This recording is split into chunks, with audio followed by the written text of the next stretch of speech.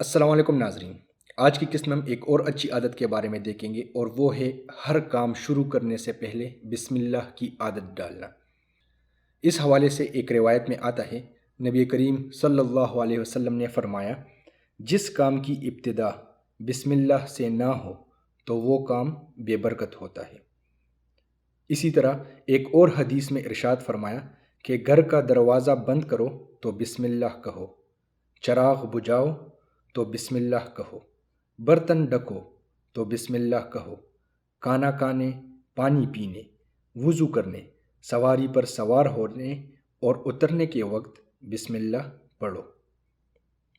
تو ہم بھی کوشش کریں کہ ہم اپنا جو بھی کام کریں اس سے پہلے ہم بسم اللہ کہنے کی عادت ڈالیں، چاہے وہ کام ہمارے آفس کا ہو، چاہے وہ دنیاوی معاملات ہو، چاہے وہ دینی جو عبادات ہیں وہ ہوں۔